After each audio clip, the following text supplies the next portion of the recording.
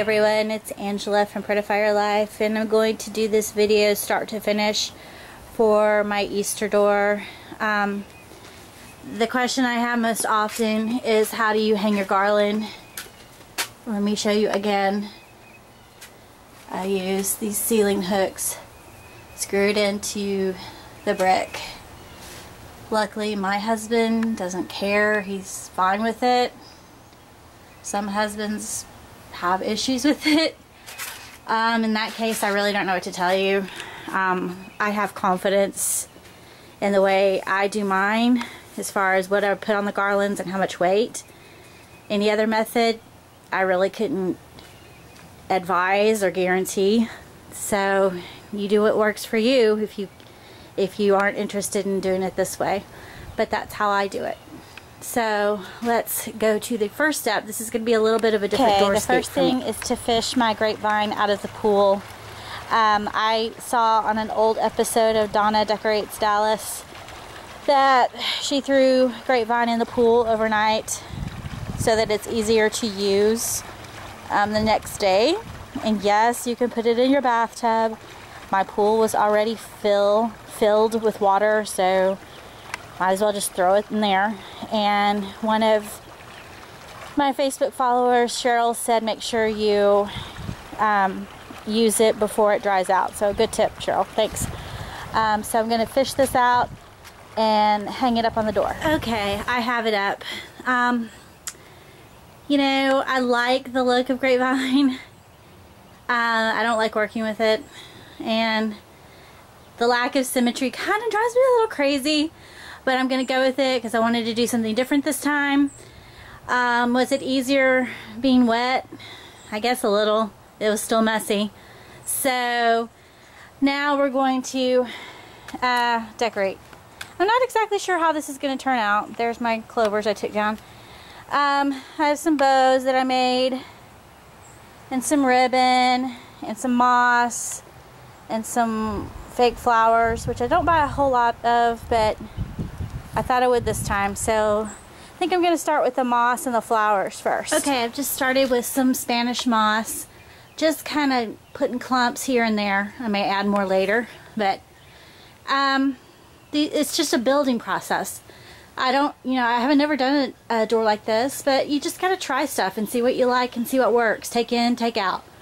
So I'm gonna put the flowers up next. These flowers came in a bunch at Hobby Lobby. Luckily they were half off because they're $35, which I about freaked out about. I don't purchase a lot of fake flowers, so the price always startles me.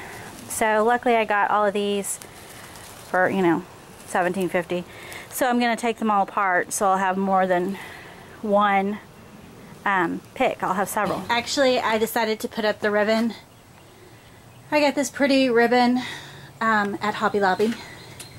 Just kind of free-form along with the curves. And now I'm going to add maybe some of this, I don't know what you call it, wire, kind of organic flex tubing kind of stuff. I may add that, and then I'm going to add my flowers. Okay, now that I've got all of the natural natural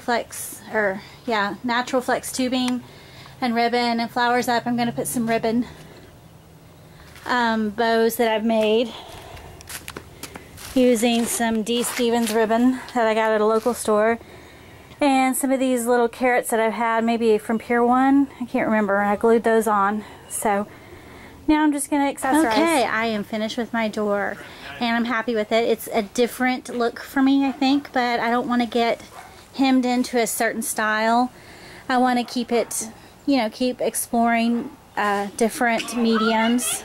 Sorry, my family is out pitching, practicing softball pitching.